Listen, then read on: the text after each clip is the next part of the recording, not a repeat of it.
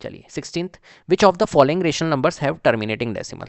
इनमें से आपको बताना है किसका टर्मिनेटिंग डेसिमल है। अब देखो टर्मिनेटिंग और एक होता है नॉन टर्मिनेटिंग। जितने भी रेशनल नंबर्स होते हैं ना, जितने भी रेशनल नंबर्स होते हैं, रेशनल नंबर्स होते हैं, तो इनकी एक नेचर होती है। इनकी नेचर क्या होती है कि हो सकता है इनकी डेसिमल एक्सपेंशन टर्मिनेटिंग हो, और हो सकता है इनकी decimal expansion non terminating and repeating हो। राइट, ये दो टाइप की डेसिमल एक्सपेंशन देखने को मिलती है हमारे को रेशनल नंबर की। तो अगर टर्मिनेटिंग है, अगर बेटा टर्मिनेटिंग है, तो टर्मिनेटिंग के अंदर क्या होता है, डिनोमिनेटर, जो डिनोमिनेटर होता है किस फॉर्म में होता है, denominator in the form of, denominator in the form of 2 की पावर m एंड 5 की पावर n, इस फॉर्म में होता है। और नॉन टर्मिनेटिंग एंड रिपीटिंग है तो डिनोमिनेटर जो होता है वो 2 की पावर m और 5 की पावर n के फॉर्म में नहीं होता है। सिंपल, ठीक है। तो अब देखो यहाँ पर 7/200 है, राइट, ये क्या है, 7/200 है। तो हमें क्या करना है, हमें सिंपल डिनोमिनेटर को देखना है, बस डिनोमिनेटर को देखना है। तो डिनोमिनेटर क्या है यहाँ पर, डिनोमिनेटर है 200। तो डिनोमिनेटर 200 है तो इसके फैक्टर्स निकालो तुम। तो फैक्टर्स जब हम निकालेंगे, तो फैक्टर्स के लिए इसने बोला था यहाँ पर देखो टर्मिनेटिंग, इसने बोला था टर्मिनेटिंग। तो टर्मिनेटिंग के लिए क्या है, आपके डिनोमिनेटर्स क्या होने चाहिए, 2 की पावर m और 5 की पावर n के फॉर्म में होने चाहिए, राइट। तो 200 निकालते, 200 के फैक्टर्स जब निकालेंगे तो 100 × 2 होगा, और 100 × 2 होता है 50 × 2 × 2, ये हो जाएगा 5, ठीक है, × 2 और 5 × 2 हो जाएगा ये, और ये 5 × 2 है, तो 5 की पावर 2 और 2 की पावर 3, राइट, ये आएगा। तो देखो ये आ रहा है हमारा 7/200 2 की पावर और 5 की पावर के फॉर्म में। इसका मतलब है कि ये टर्मिनेटिंग है। तो ऑप्शन जो हमारा फर्स्ट है ये तो टर्मिनेटिंग है, ये तो हमारा टर्मिनेटिंग है। नेक्स्ट चेक करते 18। देखो यहाँ पर आप देखो 18 है, तो 18 को जब आप चेक करोगे तो 18 के प्राइम फैक्टर्स जो होंगे वो 2 × 9, और 9 होता है 3 की पावर 2। तो यहाँ पर 2 की पावर तो है, ठीक है, 2 की पावर तो है, 5 की पावर नहीं है, कोई बात नहीं, नहीं है तो चलेगा। लेकिन 2 और 5 के अलावा 3 की पावर है, तो ये नहीं चलेगा, ठीक है। या तो होना चाहिए ओनली 2, या तो होना चाहिए ओनली 2 की पावर m, या होना चाहिए ओनली 5 की पावर n, या होना चाहिए बोथ 2 की पावर m × 5 की पावर n। तीनों कंडीशन, ओनली चलेगा 2 की पावर, ओनली 5 की पावर, या बोथ 2 की पावर। लेकिन अगर इसके अलावा कोई और अदर फैक्टर आ गया 2 और 5 के अलावा, तो वो नॉन टर्मिनेटिंग वाला केस हो जाता है, नॉन टर्मिनेटिंग रिपीटिंग वाला केस, राइट। तो ऑप्शन सेकंड नहीं है हमारा टर्मिनेटिंग। ऐसे ही यहाँ पर देखो 21 है, तो 21 के फैक्टर्स जब आप निकालोगे तो 3 × 7 आएगा, राइट। तो यहाँ पर 2 और 5 के अलावा फैक्टर्स आ रहे हैं, क्योंकि 2 और 5 तो है ही नहीं वैसे भी, और 2 और 5 के अलावा अगर फैक्टर्स दिख गए तो वो नॉन टर्मिनेटिंग है, रिपीटिंग है। यहाँ देखो 250 के जब आप निकालोगे तो 25 × 10 मैं बोल सकता हूँ 250 को, और 5 की पावर 2 हो गया, और ये हो जाएगा 2 × 5, तो 5 की पावर 3 × 2, तो 2 की पावर और 5 की पावर के फॉर्म में है, मतलब ऑप्शन फोर्थ भी होगा। तो कहाँ पर फर्स्ट एंड फोर्थ है, किस ऑप्शन में, ऑप्शन डी में फर्स्ट एंड फोर्थ। तो फर्स्ट एंड फोर्थ हमारा क्लियर। चलो question number 17, if 3 is the least prime factor of number A and 7 is the least prime factor of number B, then the least prime factor of A plus B हमें find करना है, right. तो हमें क्या करना है, if 3 is the, इसने बोला है देखो 3 जो है वो लीस्ट प्राइम फैक्टर है किसका, नंबर ए, और 7 जो है वो लीस्ट प्राइम फैक्टर है किसका, नंबर बी का। तो लीस्ट प्राइम फैक्टर ऑफ ए और बी आपको बताना। इस क्वेश्चन को बहुत ढंग से समझते हैं, बहुत अच्छे से, ठीक है, बहुत इंपॉर्टेंट क्वेश्चन है ये, बहुत इंपॉर्टेंट। देखो 3 जो है ना वो लीस्ट प्राइम फैक्टर है। लीस्ट प्राइम फैक्टर मतलब समझिए, जैसे कि फॉर एग्जांपल मैंने कहा 14 है, तो 14 के मैं जब प्राइम फैक्टर्स निकालता हूँ, 14 के जब मैं प्राइम फैक्टर्स निकालता हूँ तो ऑब्वियस बात है एक तो 2 निकलेगा, ठीक है। जो 14 है उसके जब मैं प्राइम फैक्टर्स निकालता हूँ तो ऑब्वियस बात है मेरा यहाँ पर क्या निकलेगा, 2 निकलेगा। और क्या निकलेगा प्राइम फैक्टर्स, और क्या निकलेगा, 7 निकलेगा। ठीक है, तो इसमें लीस्ट प्राइम फैक्टर कौन हुआ? लीस्ट प्राइम फैक्टर हुआ 2। क्लियर है? लीस्ट जो हमारा प्राइम फैक्टर्स है वो हमारा क्या हुआ? 2 हुआ। तो प्राइम फैक्टर्स, तो ये अपने को ये कहना चाह रहा है, चलो इसको हटा देते हैं, मैंने आपको समझा दिया लीस्ट प्राइम फैक्टर मतलब। अब ये कहना चाह रहा है कि 3 जो है ना वो लीस्ट प्राइम फैक्टर है नंबर ए का। ठीक है, जैसे मैंने अभी 14 लिखा था ना, तो कोई एक नंबर है मान के चलिए, उसका लीस्ट प्राइम फैक्टर 3 है। तो ए की पॉसिबिलिटीज क्या है बताओ? 3 कब होगा? अब एक चीज और, कि किसी भी नंबर के जब हम प्राइम फैक्टर्स निकालते हैं, जैसे 14 है, तो 14 के जब हमने प्राइम फैक्टर्स निकाले थे, एक तो 2 निकला था और एक 7 निकला था, इसके अलावा कोई है फैक्टर्स? नहीं। ठीक है, तो जो प्राइम फैक्टर्स निकलेंगे, एक तो 2 निकला और एक 7 निकला। ठीक है, प्राइम फैक्टर्स की बात हो रही है यहाँ पर, प्राइम फैक्टर्स की। ठीक है, तो जब हमने 14 के प्राइम फैक्टर्स निकाले तो एक तो 2 निकला, एक 7। फैक्टर्स तो देखो 1 भी होता है, फैक्टर तो हमारा 14 भी हो सकता है, लेकिन नहीं लेना है क्योंकि प्राइम फैक्टर्स की बात हो रही है।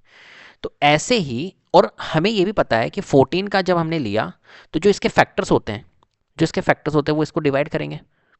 ठीक है, और 14 जो होगा वो इसके फैक्टर का मल्टीपल होगा, ऑब्वियस बात है। और 2 जो है वो एक तरह से लीस्ट प्राइम फैक्टर है, लीस्ट प्राइम फैक्टर है। राइट, क्लियर है बात? लीस्ट प्राइम फैक्टर है हमारा। तो मैं तुमसे कह रहा हूं, अगर कोई एक नंबर ए है, ठीक है, और उसका लीस्ट प्राइम फैक्टर 3 है, ठीक है, तो जो ए की पॉसिबिलिटीज होगी वो क्या होगी? ए की पॉसिबिलिटीज होगी कि ए का ही मल्टीपल होगा, जैसे यहां पर 14 है तो 14 इस 2 का ही तो मल्टीपल है। तो ए की पॉसिबिलिटीज क्या होगी? ए हो सकता है 3 का मल्टीपल मतलब 3 हो, ए हो सकता है 6 हो, ए हो सकता है 9 हो, ए हो सकता है 12 हो, 3 के मल्टीपल ही होंगे। ठीक है, चलो ऐसे ही बी के लिए बोला है कि बी जो है 7 is the least prime factor of number B. तो 7 अगर है तो 7 के मल्टीपल होंगे, 7 होगा, 14 होगा, 21 हो सकता है, 28 हो सकता है, इस तरीके से नंबर्स हो सकते हैं। राइट, अब देखो, तो एक्चुअली में यहां पर अगर ये बोल रहा है 3 is the least prime factor, तो नंबर कुछ भी हो सकता है। नंबर हो सकता है जैसे 9, नंबर ए जो है वो 9 हो, तो 9 के जब हम फैक्टर्स निकालेंगे, 9 के जब फैक्टर्स निकालेंगे तो हमारा कौन सा होगा? 3 होगा। ठीक है, लेकिन अब देखो, जब हम इसके प्राइम फैक्टर्स निकालेंगे, 9 के जब हम प्राइम फैक्टर्स निकालते हैं, 9 के जब हम प्राइम फैक्टर्स निकालते हैं तो 9 के प्राइम फैक्टर्स कौन कौन से निकलेंगे? 9 का जो प्राइम फैक्टर होगा सिर्फ ओनली 3 ही होगा।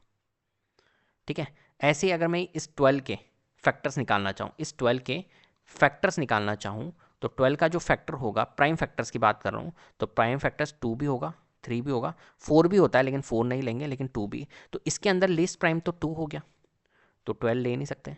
तो हमेशा ध्यान रखना, जब भी ऐसी सिचुएशन हो तो हमें क्या करना है? उस नंबर को ही मान लेना है, क्योंकि ए 3 is the least prime factor of number ए अगर है तो नंबर एक तरह से 3 ही होगा, और 7 is the least prime factor of number B है, इसका मतलब है कि नंबर बी 7 ही होगा।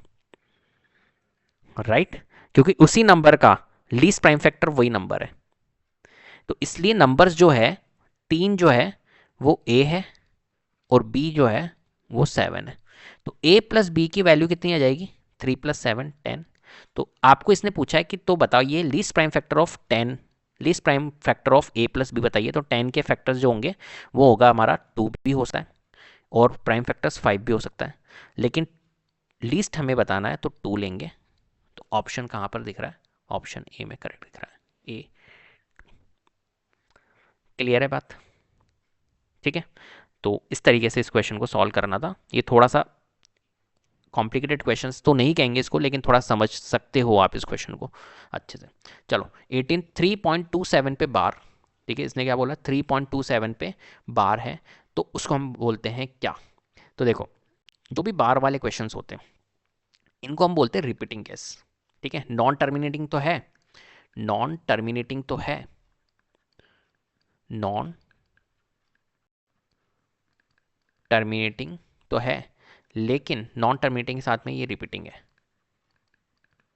ठीक है, और इस टाइप के जो भी हमारे नंबर्स होते हैं वो क्या होते हैं, रेशनल नंबर्स होते हैं, राइट।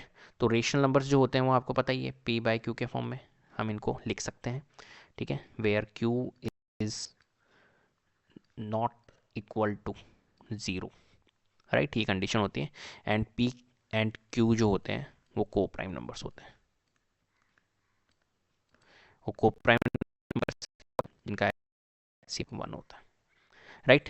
चलो इतना नहीं जानना है अपने को, लेकिन ये non terminating and repeating case है। Non terminating and repeating case जो होते हैं वो रेशनल नंबर्स होते हैं, तो ऑब्वियस बात है हमारा यहाँ पर क्या होगा, रेशनल नंबर्स, क्योंकि हम इसको दो बार वाले होते हैं उनको हम पी बाई क्यू के फॉर्म में लिख सकते हैं, वो मैं अभी आपको बताऊंगा। चलो 19th क्वेश्चन है, the smallest number by which root 27 should be multiply so as to get a rational numbers. ठीक है, मतलब आपको ये बोल रहा है कि कौन सा स्मॉलेस्ट नंबर है, इन ऑप्शंस के अंदर बताना है कि कौन सा स्मॉलेस्ट नंबर है जिसको रूट 27 से मल्टीप्लाई करे तो हमें क्या मिल जाए, एक रेशनल नंबर्स मिल जाए। तो ऑब्वियस बात है, अगर ये क्वेश्चन में कह रहा है कि स्मॉलेस्ट नंबर बताओ, तो स्मॉलेस्ट नंबर में ऑप्शन में देखो कौन सा स्मॉलेस्ट नंबर है, सबसे स्मॉलेस्ट कौन सा दिख रहा है, रूट 27 जो होता है, रूट 27 जो होता है वो 3√3 होता है। तो पहली बात तो ऑप्शन ए और ऑप्शन बी तो बिल्कुल इक्वल हो गए, 3√3, और फिर नेक्स्ट है √3 और फिर 3 है, तो देखो 3 तो सबसे बड़ा हो गया, ठीक है, हालांकि सबसे बड़ा इनमें 3√3। चलो मैं एक क्वेश्चन पूछता हूँ तुमसे यहाँ से, एक नंबर है यहाँ पर 3√3, एक नंबर है √3 और एक है 3। अगर मैं इसको ऑर्डर में देखूँ, ऑर्डर मीन्स असेंडिंग ऑर्डर में, ऑर्डर असेंडिंग ऑर्डर होता है बड़े छोटे से बड़ा, स्मॉलर टू ग्रेटर, पहले छोटा फिर उससे बड़ा फिर उससे बड़ा फिर उससे बड़ा, इस तरीके से। तो असेंडिंग ऑर्डर में अगर इसको मेरे को सेट करना है तो मैं कैसे सेट करूँगा, तो सबसे छोटा नंबर इनमें देखूंगा तो √3 है, फिर हमारा 3 है और फिर हमारा 3√3 है, राइट, ऐसा ही है, ठीक है। तो सबसे छोटा नंबर √3 है ना, तो √3 को पहले अपन लेंगे क्योंकि इसने बोला ये है स्मॉलेस्ट नंबर, तो पहले √3 ले लेते हैं। तो √3 को जब मैं √27 से मल्टीप्लाई करूंगा, सोचो √27 से जब मैं √3 को मल्टीप्लाई करूंगा तो ऑब्वियस बात है मेरा √81 आएगा, और √81 सॉल्व होकर 9 बन जाता है, और 9 होता है हमारा रेशनल नंबर। तो मिल रहा है ना मेरे को, इसने क्वेश्चन ने क्या बोला था, रेशनल नंबर मिल जाए एक छोटा सा नंबर, तो हमारा छोटा नंबर √3 होगा जिससे हमारे को रेशनल नंबर मिल रहा है। तो ऑप्शन सी हमारा क्या होगा, करेक्ट। चलो question number 20, the smallest rational number by which 1/3 should be multiplied so that it's decimal expansion terminate after 1 places of decimal. ठीक है, तो हमें क्या करना है यहाँ पर, द स्मॉलेस्ट रेशनल नंबर, एक स्मॉलेस्ट रेशनल नंबर आपको बताना है, ये जो ऑप्शंस दिए हुए इनमें से जिसको 1/3 से हम क्या करें, मल्टीप्लाई करें, तो उसकी डेसिमल एक्सपेंशन जो हो वो टर्मिनेट हो जाए आफ्टर 1 प्लेसेस ऑफ डेसिमल। चलो भैया, तो यहाँ पर क्वेश्चन के अंदर हमें 1/3, ठीक है, 1/3 से मैं किसको मल्टीप्लाई करूँ जिससे कि हमारी डेसिमल एक्सपेंशन, तो यहाँ पर ऑप्शन में देख लेते हैं, ऑप्शन ए है 3/10, तो एक बार 3/10 से चेक कर लेते हैं, 3/10 से अगर मैं डिवाइड करता हूँ तो हमारा 1/10 आता है, और 1/10 का आंसर होता है 0.1, तो 1 प्लेसेस ऑफ डेसिमल के बाद में ये हो रहा है। ऐसे ही अगर 1/3 को मैं 1/10 से करता तो ये तो 3/30 आ जाता, और ये तो होता ही नहीं, और ऐसे ही 1/3 को मैं 3 से करता तो ये तो 1 आता, तो यहाँ पे तो डेसिमल का काम ही नहीं है, और अगर 1/3 को मैं 3/100 से करता तो 1/100 आता, और ये हो जाता 0.01, डेसिमल प्लेसेस हो जाता। तो कौन सा करेक्ट है, 3/10 वाला, ऑप्शन ए 3/10।